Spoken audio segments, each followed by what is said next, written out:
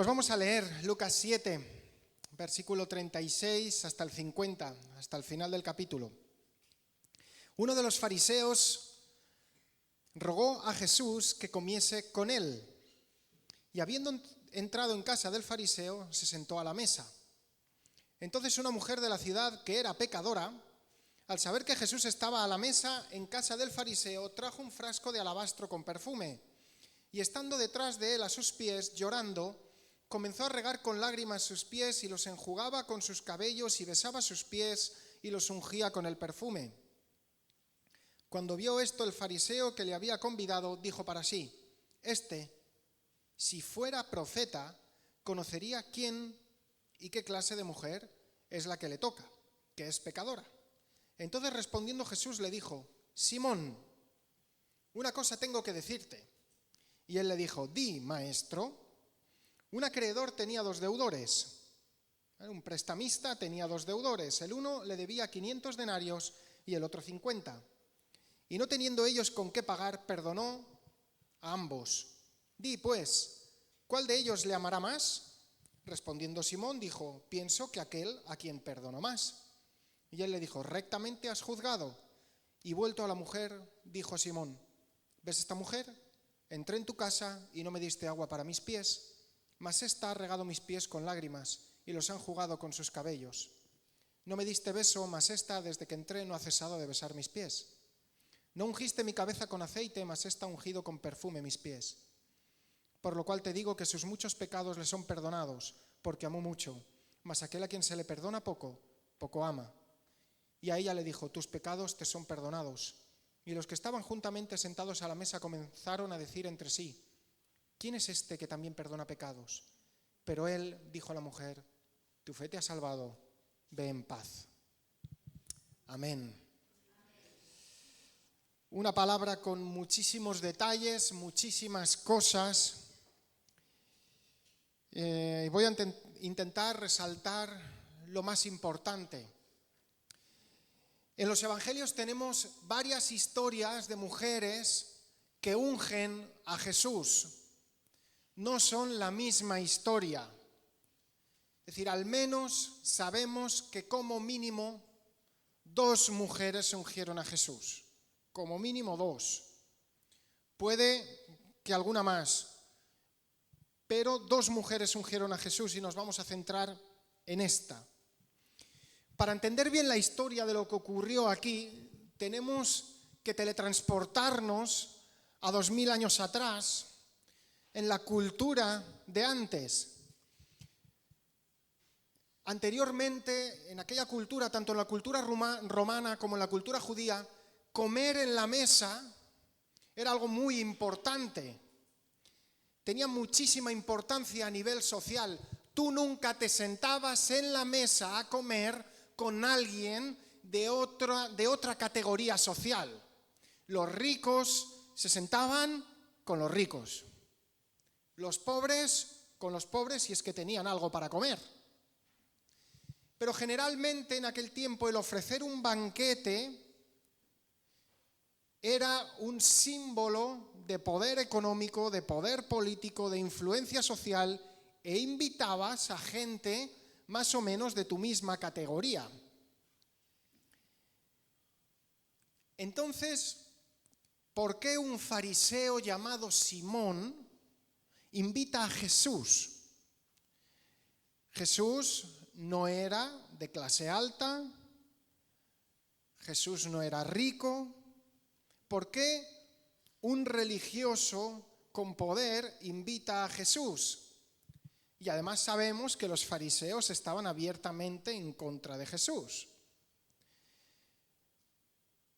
Pero en aquel momento, recordemos que estamos en Lucas 7, todavía queda recorrido hasta la muerte de Jesús, los fariseos no tenían esa intención abierta de matar a Jesús. Estaban en contra de él, pero todavía no querían matarlo, no buscaban matarlo, pero sí buscaban su punto débil. Buscaban algo para poder desacreditarlo. Jesús gozaba de fama, La gente lo consideraba maestro, incluso los propios fariseos lo consideraban un maestro de la palabra. No podían rebatir su sabiduría, pero le negaban cualquier clase de autoridad espiritual dada por el Padre, ya ni mucho menos hablar de que era hijo de Dios o que era igual a Dios.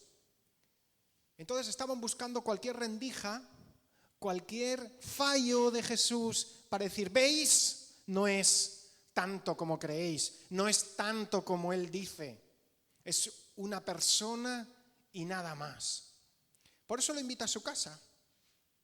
Dice, vamos a ver si con la comida, si con el vino, le encontramos algún defecto y podemos decir, es uno cualquiera, no es de nuestra clase social, no es tan santo como nosotros. Por eso esa invitación. Y yo te digo, ¿qué imagen tienes tú de Jesús? ¿Qué crees tú de Jesús? ¿Quién crees que es? ¿Quién es para ti? ¿Para qué lo invitas a tu casa? ¿Para qué lo invitas a tu corazón a Jesús? Quizá quieres sacar algún provecho. Quizá quieres que te solucione un problema. Quizá quieres formar parte de cierta clase social. O decir, no, yo soy cristiano, yo voy a la iglesia. O realmente lo invitas a tu corazón porque quieres estar con Él, quieres comer con Él, quieres disfrutar de su presencia, sin ningún otro interés. Pues en medio de esta comida, en medio de esta trampa que le preparan a Jesús,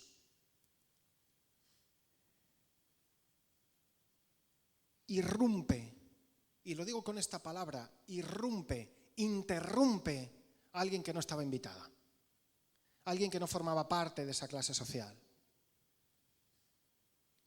Una mujer. Y además dice, pecadora. Algunos se han tomado la licencia de que como era una pecadora pública, dicen que era prostituta. Pero la Biblia en ningún caso nos da este detalle. Simplemente dicen que esta mujer era pecadora y todo el mundo lo sabía. Sí, se puede dar a entender que quizá era prostituta o quizá había cometido un pecado o una serie de pecados o tenía un hábito pecaminoso que todo el mundo lo conocía. O sea, a mí me gustaría que entendierais esto porque es muy importante. Alguien que no está invitada, que no es bienvenida, que no es de esa clase social, aparece en la escena y se convierte en el centro de la escena.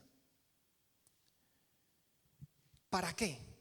¿Para qué se arriesga esta mujer a esto si iba a ser rechazada? ¿Por qué la mujer se cuela en una fiesta donde sabe que no ha sido invitada y jamás va a ser invitada? ¿Qué hizo? Vamos a ver qué hizo. Dice que llegó y se puso detrás de Jesús. En aquel tiempo los banquetes no eran como nosotros que nos sentamos en una silla, se recostaban. No sé si habéis visto alguna peli de romanos que generalmente estaban recostados como en un pequeño sofá. Los judíos también tenían este sistema, ponían cojines en el suelo, se recostaban, no comían sentados como nosotros.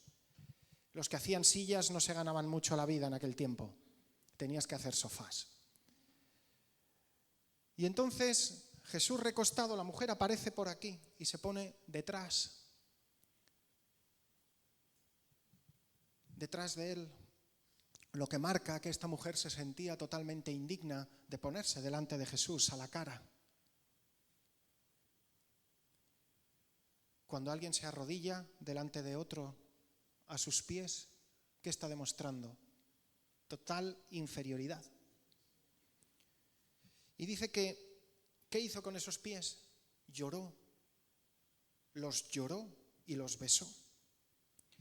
En aquel tiempo, bueno, y hoy en día también, pero en aquel tiempo especialmente el beso era una señal de honra, de afecto y de cercanía. Hoy en día nos presentan a alguien que no conocemos de nada y le damos 2 besos, al menos en esta cultura. ¿Eso significa que lo honramos, que lo apreciamos? No, es un gesto de cortesía, igual que dar la mano. Pero en aquel tiempo dar beso era honra, afecto y cercanía. De hecho, recordad este versículo que dice Pablo a los romanos: saludaos con ósculo santo, un versículo que tanto le gusta mencionar a Jocelyn. Ósculo era un beso, y añade santo para que quede claro que no era un beso romántico, no era un beso erótico, era un beso de afecto, de hermandad. Y dice que lloró. Y obviamente por el contexto no lloró de alegría, lloró de dolor, de arrepentimiento por su condición de pecadora. Y los pies. ¿Sabéis? Cuando te invitaban a una casa antes, lavar los pies era el mínimo gesto de hospitalidad. Aparecía el esclavo y lavaba los pies a los viajeros, a los invitados a casa, porque Israel es un terreno polvoriento, es semidesértico, y la gente iba caminando con chanclas, con sandalias. Entonces imagínate cómo llegaban los pies. Entonces aparecía el esclavo, el siervo, y lavaba los pies. Era un gesto de hospitalidad por parte del anfitrión, pero también por parte de quien los hacía, quien los lavaba. Era un gesto de humillación, de esclavitud, servidumbre, reconocimiento de Señor. Y dice que los secó con su cabello.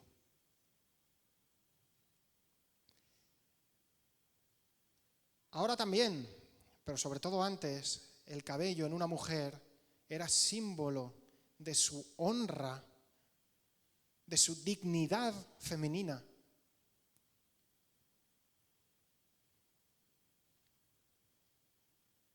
¿Os estáis dando cuenta de todo lo que estaba haciendo esta mujer? Pero luego falta un último detalle. Dice que traía un frasco de alabastro con perfume. El alabastro era un material que se solía usar como recipiente para los perfumes más caros. Eran frascos muy pequeñitos, con un cuello alto, y por allí, cuando tú querías utilizar ese perfume, tenías que romper ese cuello. Generalmente no iban con tapón, estaban sellados por completo. Tú rompías ese cuello y lo aplicabas. Eran frascos de un solo uso, ese perfume de un solo uso, para momentos muy especiales, porque eran perfumes carísimos. Una vez lo usabas, ya no lo podías volver a usar, tenías que comprar otro.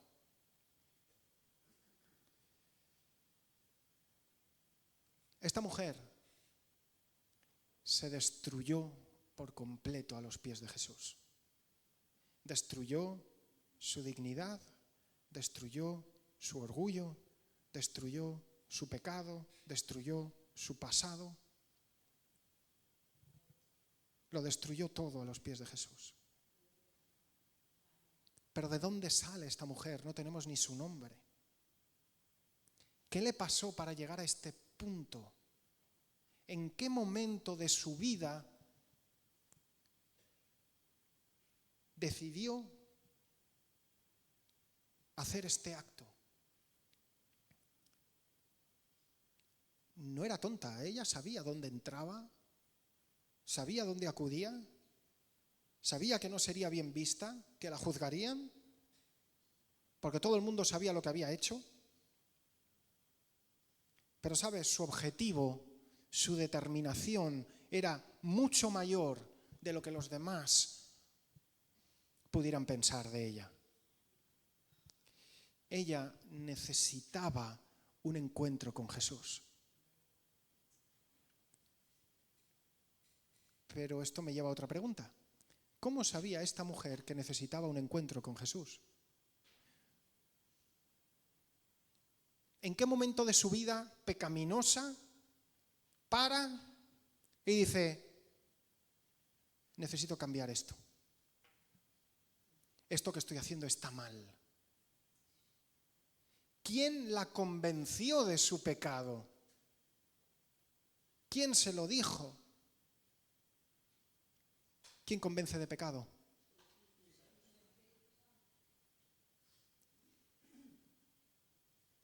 Algo espiritual solo te lo puede provocar un ser espiritual. El Espíritu Santo vino a su vida y la convenció de que lo que estaba haciendo era pecado, estaba contra Dios y necesitaba un cambio en su vida. Y hablamos de esto, de convicción de pecado. ¿Qué significa convicción de pecado? Es tener esa conciencia de mi naturaleza carnal, pecaminosa, de que no soy bueno, soy malo. Mi cuerpo me pide ir en contra de Dios. Mi condición humana me pide ir en contra de Dios. Y por tanto tengo una necesidad vital de Dios. Y vital significa de vida, que lo necesito para vivir. No puedo vivir sin ello, porque si no, yo llevo mi vida al desastre, porque esta es mi condición humana. Hay gente que dice que el ser humano es bueno por naturaleza. Solo hace falta tan solo una vez y 5 minutos que vean las noticias. Y entonces dime si el ser humano es bueno. Estudia un poco de historia y vas a ver que la deriva de la humanidad es cada vez peor. Se dijo en su día que con la ciencia, que con la conciencia humana, el dejar a Dios de lado, porque era una creencia mística, el centrarse en la ciencia, en las investigaciones, en mejorar, el ser humano dejaría de matarse. Bien, el siglo XX ha sido el siglo más sangriento de la historia de la humanidad. Tan solo una guerra, como la Segunda Guerra Mundial, se llevó a más personas que casi todas las guerras que han existido antes.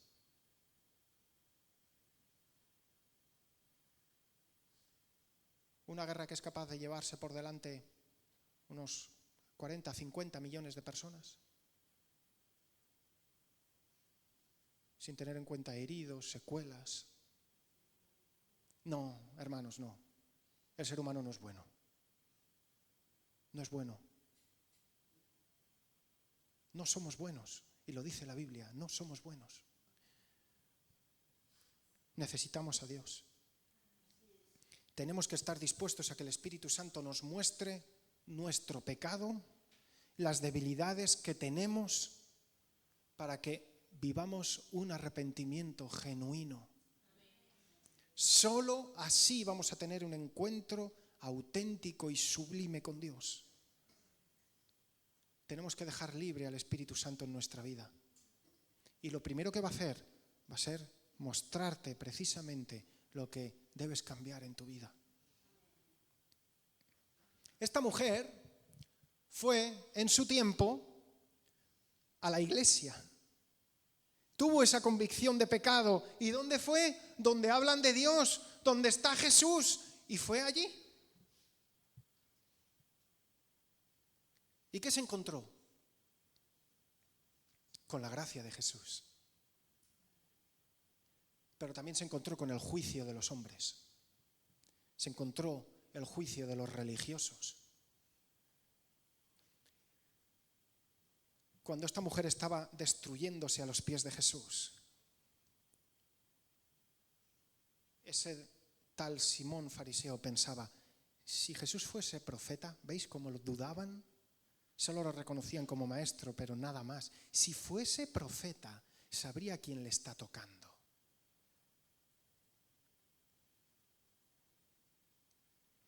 Y entonces Jesús explica la parábola de los 2 deudores.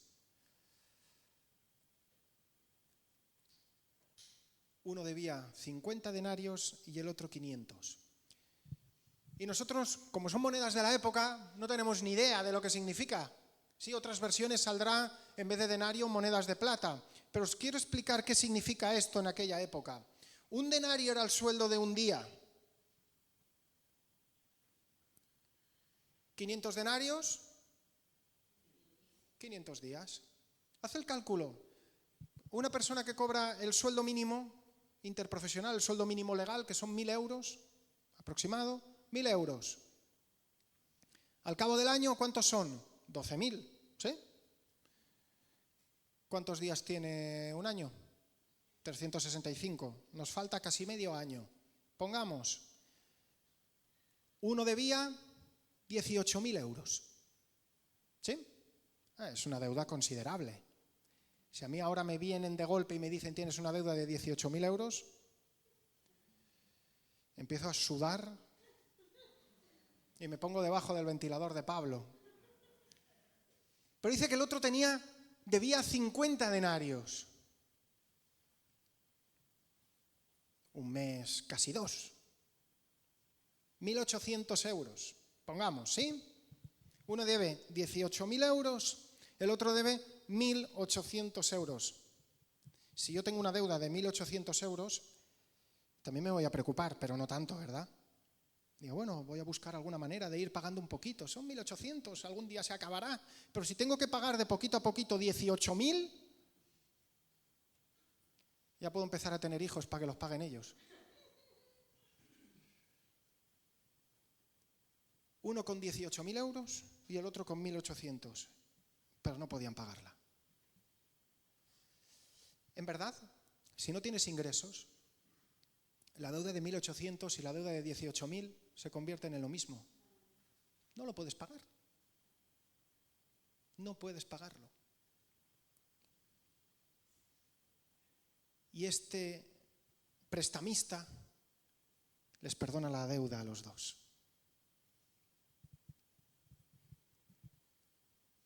Primero va el perdón y luego va la reacción, que es el amor. Nunca empieza por el amor y a causa de mi amor por el Señor me perdona. Esto no va así. Porque si así fuera, la salvación sería por obras, por méritos. Nosotros le amamos a Él porque Él nos amó primero. Primera de Juan 4:19. Toda nuestra vida debe ser una respuesta al amor de Dios. O dicho de otra manera, mi relación con Él debe basarse en lo que Él ya ha hecho por mí. Nunca en lo que yo creo que le falta por hacer. Porque ya lo ha hecho todo. Ya estoy en sus manos, me ha perdonado de mis pecados, ya soy salvo, ya se cuida de mí. Porque el Señor es mi pastor, nada me faltará. ¿Que quedan cosas por hacer? No te preocupes, nada te faltará. Nada te faltará. Y puedes decir, pero yo no soy como esa mujer pecadora. Yo tanto no la he liado. No he pecado tanto comparado con otros. Solo debo 50 denarios, solo debo 1.800 euros. Dios no me tiene que perdonar a mí tanto como a otro que debe 18.000 o que ha salido de las drogas o que ha estado en la cárcel o que ha matado a alguien. No me tiene que perdonar a mí esto el Señor. No he hecho tanto.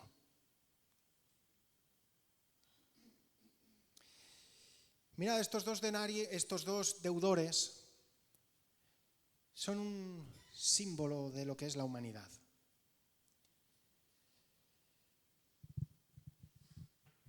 Todos tenemos una deuda a causa del pecado. Todos le debemos a Dios.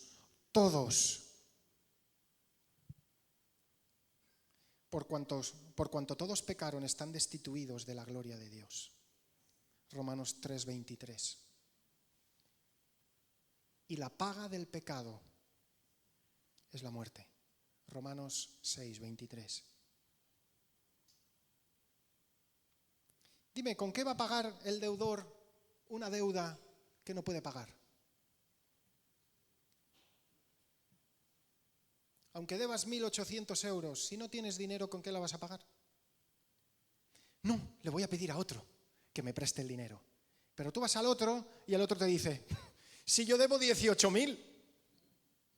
Y vas a otro y dice, no, mira, yo es que también, mira, debo como tú, 1.800. Y vas a otro, y vas a otro, y vas a otro, y te encuentras que toda la humanidad le debe a Dios. ¿Quién va a pagar? ¿Quién va a pagar? Pues el único que no debe nada. El único que tiene las riquezas para pagar la deuda. El único. El único. Y apareció Jesús para pagar la deuda de toda la humanidad. Él llevó esa carga para que tú y yo fuésemos libres.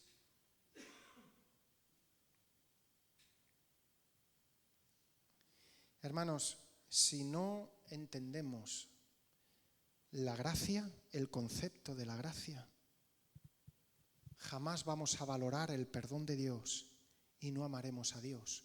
De hecho, por eso la palabra dice que el que ha sido perdonado, el que ha entendido la gracia, el que ha recibido al Señor en su corazón, si vuelve a pecar, es como si pisoteara la sangre de Jesús. Está despreciando lo que el Señor ha hecho para su vida.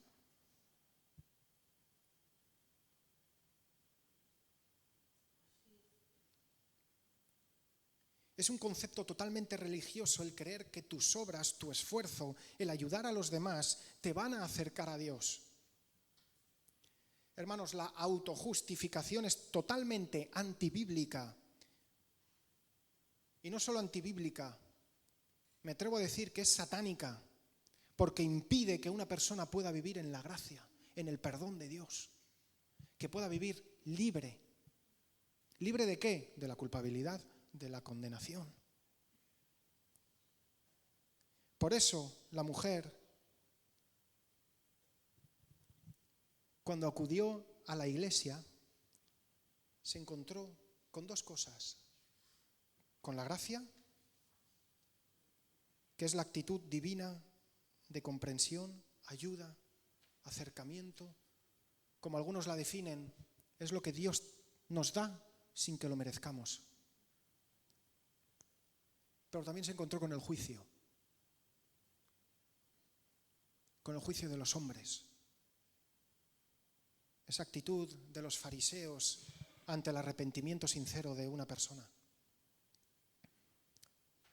Jesús, te está tocando una impura, pecadora, te está convirtiendo a ti en impuro. ¿Sabes? El orgullo te hace creer que eres más santo que los demás. Y por tanto, desde tu plataforma de superioridad moral, te crees con el derecho de juzgar a los demás, de juzgar el pecado de los demás, de juzgar las imperfecciones de los demás, de juzgar las debilidades de los demás. Pero acuérdate que tú también tienes una deuda, ¿eh? Que a ti también te han tenido que rescatar. De hecho, si piensas así de los demás, todavía te tienen que rescatar.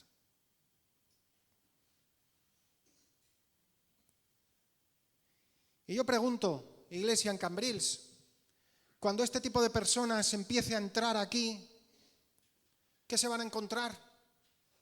¿Gracia de Dios o juicio de hombres? ¿Qué se van a encontrar?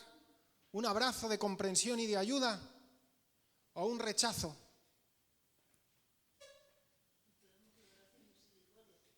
Eso cada uno se lo tiene que contestar a sí mismo. Yo sé muy bien lo que quiero dar a los demás, lo que me gustaría que me dieran a mí.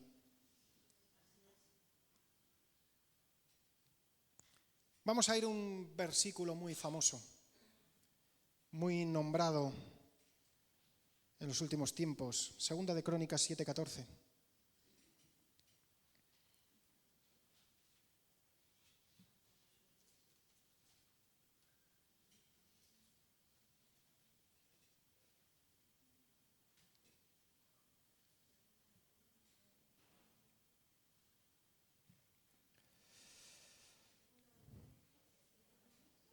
7:14.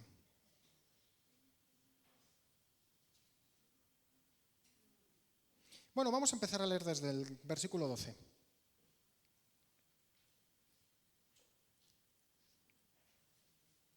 Hasta el 16. Vamos a leer del 12 hasta el 16. El pueblo de Israel, con Salomón como rey a la cabeza, construyen el templo. Ya no más en tiendas, ya no más el tabernáculo, construyen el templo en Jerusalén. Y una vez construido, dice el versículo 12, apareció Jehová a Salomón de noche y le dijo: yo he oído tu oración y he elegido para mí este lugar por casa de sacrificio. Si yo cerrare los cielos para que no haya lluvia, y si mandare a la langosta que consuma la tierra, o si enviare pestilencia a mi pueblo, si se humillare mi pueblo, sobre el cual mi nombre es invocado, y oraren, y buscaren mi rostro, y se convirtieren de sus malos caminos, entonces yo iré desde los cielos, perdonaré sus pecados, y sanaré su tierra. Ahora estarán abiertos mis ojos y atentos mis oídos a la oración en este lugar, porque ahora he elegido y santificado esta casa para que esté en ella mi nombre para siempre, y mis ojos y mi corazón estarán allí para siempre. Os quiero contar cómo ha llegado esta predicación a mi corazón. Yo estaba durmiendo en casa, así como Salomón. Eran las 2 de la mañana, yo estaba durmiendo como un tronco. Y de repente mis ojos se abren. ¿Te ha pasado alguna vez que estás durmiendo y de repente haces así? Te despiertas con los ojos como búhos. Y dices, ¿qué pasa? ¿Por qué me he despertado así? No me ha despertado ninguna pesadilla. No, me desperté de golpe con los ojos así, ojiplático. Y el Señor me habló. Soltó una frase en mi corazón. Y me dijo: sin arrepentimiento no hay avivamiento. Y empezó a caer toda esta palabra en mi corazón. Me vino el pasaje de la mujer pecadora que unge los pies de Jesús. Me vino este versículo. Volví a dormir como pude. Al día siguiente empecé a escribir.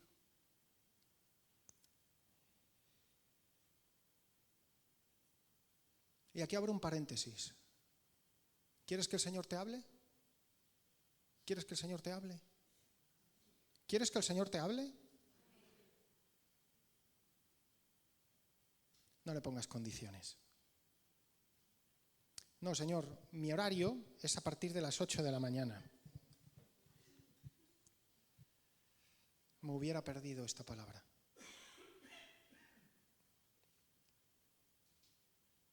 Llevo semanas con esta palabra en mi corazón. Hay veces que el Señor me ha hablado caminando por la calle y viendo algo, escuchando una canción, teniendo una conversación. El Señor me habla mucho en los cultos. Si me veis con el móvil, no os preocupéis, no estoy hablando por WhatsApp. Orad por mí en ese momento.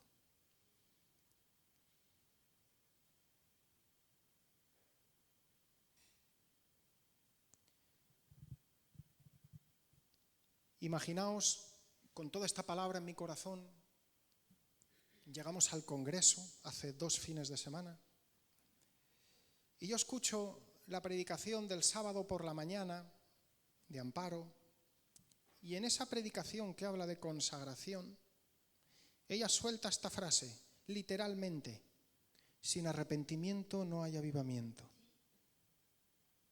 Si no me creéis, mirad la predicación que está en YouTube, en el Facebook. Allí en la silla, Sara y yo empezamos a llorar, quebrantados.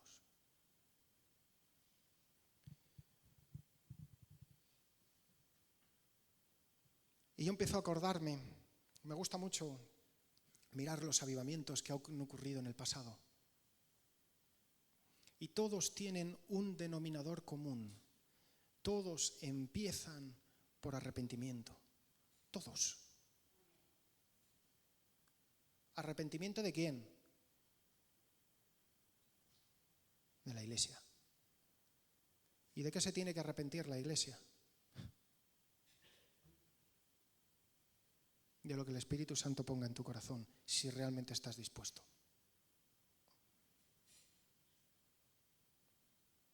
Hermanos, todo empieza con el arrepentimiento, absolutamente todo. Con ser consciente que necesito ser perdonado, que necesito encontrarme con la gracia. Necesito reconocer mi situación de extrema urgencia, mi deuda, mi fragilidad, mi debilidad. Y no, hermanos, el arrepentimiento no es un instante, el arrepentimiento es un proceso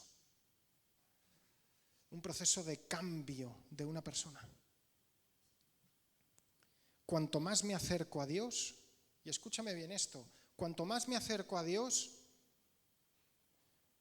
más debo ver mi suciedad, más debo ver mi debilidad, más debo ver mi imperfección.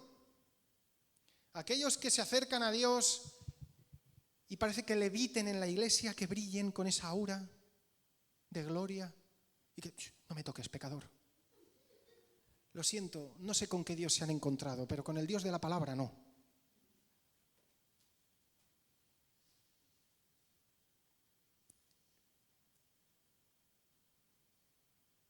Y contra más veo que Él me perdona, que Él me acepta, que Él me ama,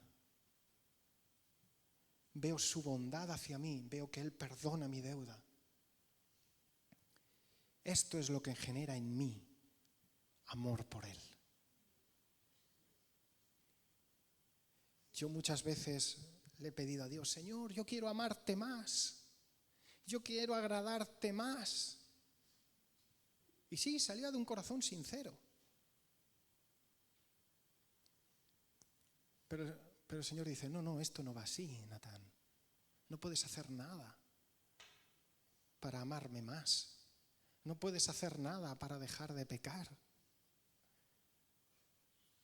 Primero tienes que entender que yo te amo, que yo te acepto y vivir en la gracia, vivir en mi misericordia. Ahí es cuando es mucho más fácil todo lo demás.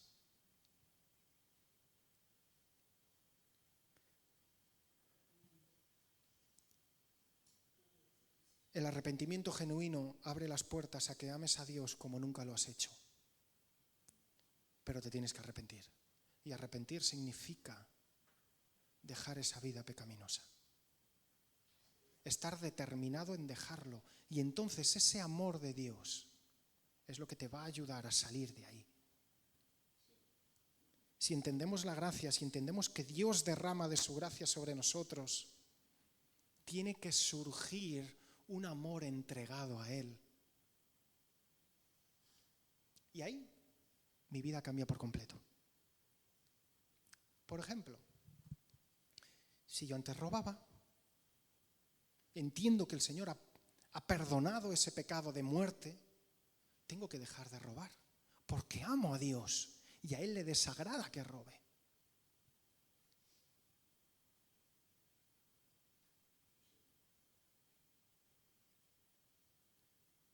Si antes decía palabrotas, tengo que dejar de decirlas.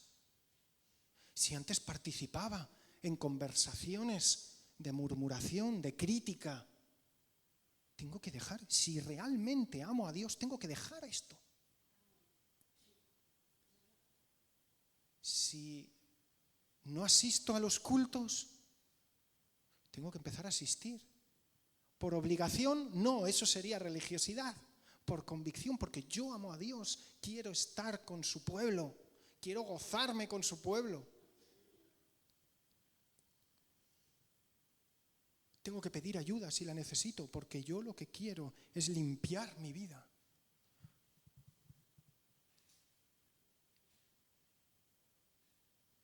Ofrendar, diezmar, lo dice la Biblia, que lo tenemos que dar con alegría.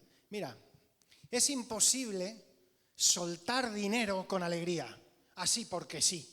Es imposible. Somos seres humanos y una de nuestras mayores debilidades es el amor al dinero. Es imposible soltar dinero. Toma. Es imposible. O nace de un agradecimiento al Señor, o lo único que estarás haciendo es religiosidad, entregando dinero vacío que al Señor no le sirve para nada. No valorará eso como una ofrenda, no valorará eso como un diezmo, no lo valorará como una entrega desinteresada. Como a veces también hemos dicho, y equivocadamente, y yo me pongo el primero, el que diezma que el Señor te va a bendecir. Esa no es la motivación correcta, porque entonces, siendo tu deudor, estás intentando generarle una deuda a Dios. Señor, que yo te estoy dando el diezmo, venga, bendíceme. Y es totalmente al revés. Es totalmente al revés. Señor, tú me has dado tanto, has perdonado mis pecados, me amas incondicionalmente, me aceptas. ¿Qué menos que ofrendar y dar el diezmo con alegría?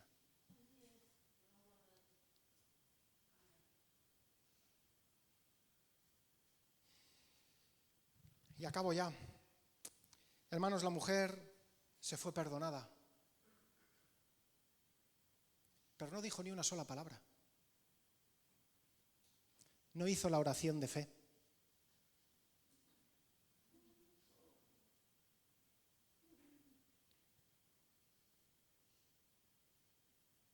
No estoy en contra de la oración de fe. ¿Sabéis lo que es la oración de fe?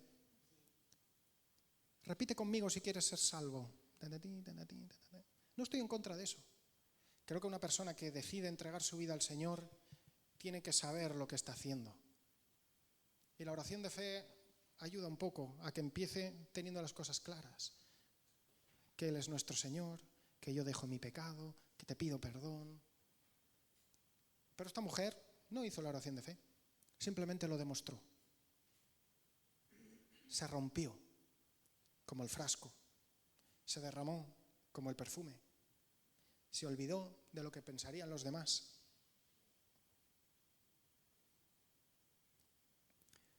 Utilizó su cabello no para presumir, sino para humillarse. Usó su vida no ya para el pecado y sus propios placeres, sino para Dios. Muriendo a sí misma, encontró la vida. Tú decides qué vida quieres llevar, la vida de un deudor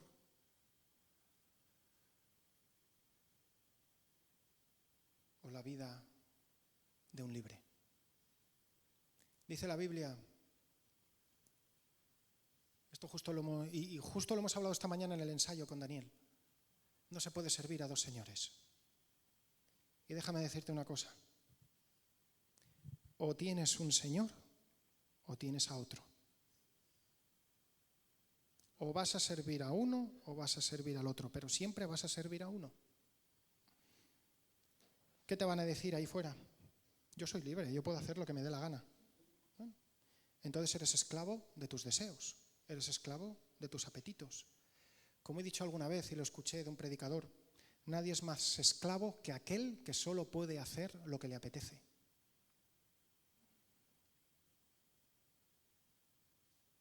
Y los ves cambiando de trabajo cada 2x3, cambiando de coche cada 2x3, cambiando de vivienda cada 2x3, cambiando de pareja cada 2x3. Nunca estables, nunca sabiendo lo que quieren en su vida, solo lo que les apetece.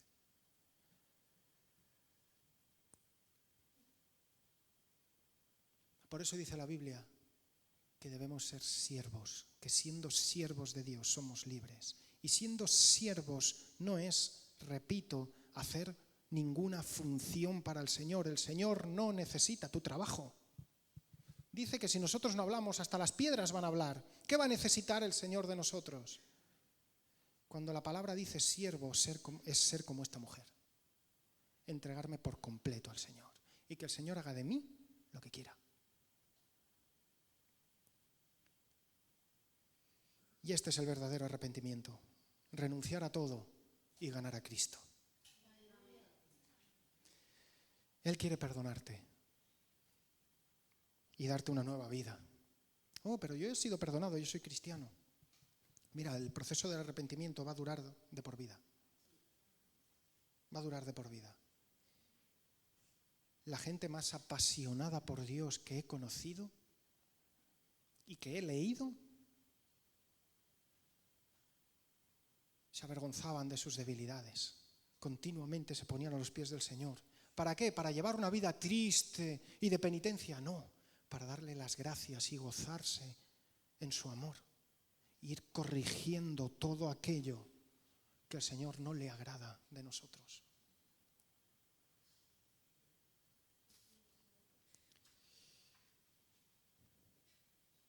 Yo soy mucho de decirle a Dios: Señor, quiero más de ti. Quiero más de ti porque yo quiero más del Señor. Pero hoy en esta hora el Señor nos dice: soy yo el que quiero más de ti, iglesia. Quiero más consagración, quiero arrepentimiento. Y acabo con esto.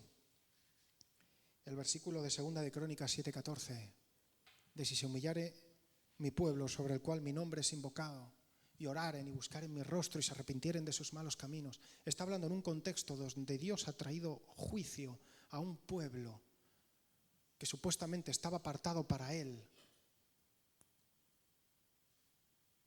pero ha dejado de buscarle. Y ahí dice, en este punto, si se arrepiente mi pueblo, mi iglesia, no la gente que está afuera, mi pueblo. Ellos todavía no son pueblo. Nosotros somos el pueblo de Dios. Si se arrepiente mi pueblo, dice, entonces sanaré la tierra. Hermanos, y donde la iglesia ha empezado a arrepentirse, ha empezado a dejar su pecado, ha empezado a dejar de lado la religiosidad y a tener un pie en el mundo, un pie en el Señor. Cuando la iglesia ha empezado a hacer esto, ahí es donde ha empezado a haber transformación de la sociedad.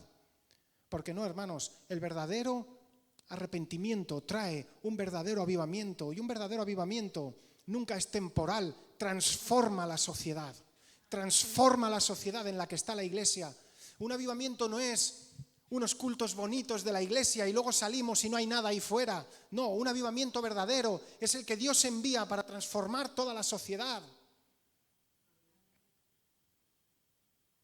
Uno de los más famosos avivamientos fue en Gales, en Gran Bretaña. Hermanos, se cerraron los bares.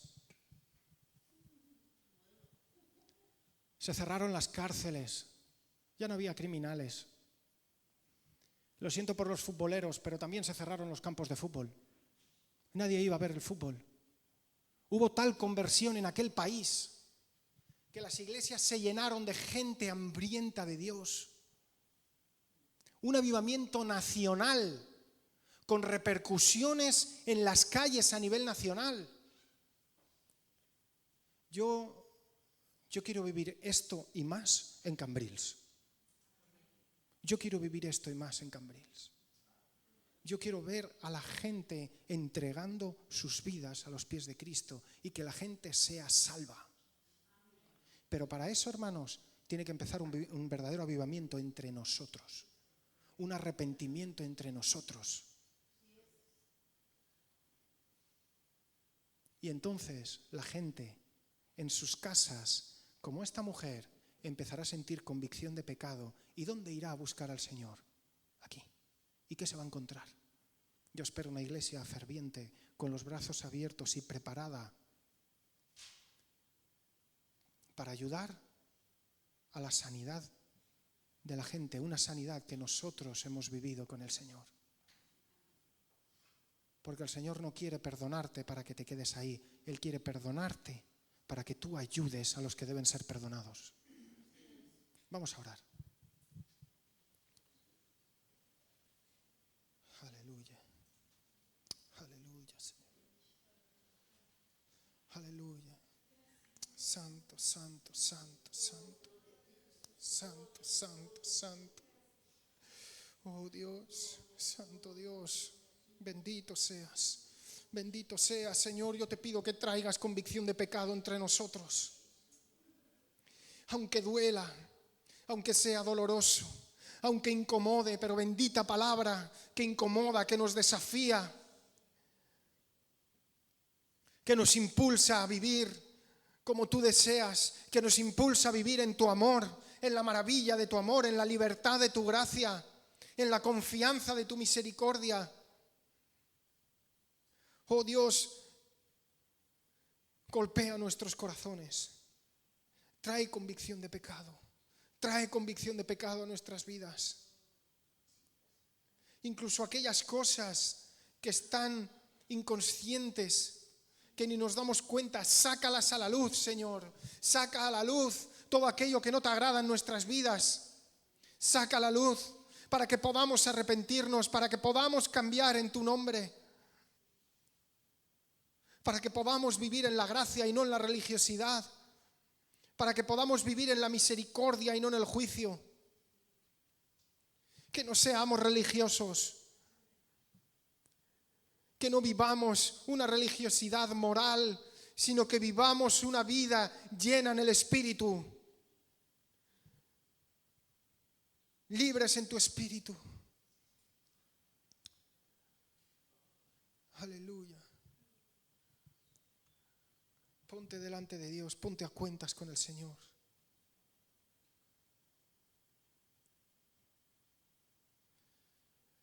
El Señor te está incomodando, te está mostrando cosas en tu vida que no están bien, que deben cambiar.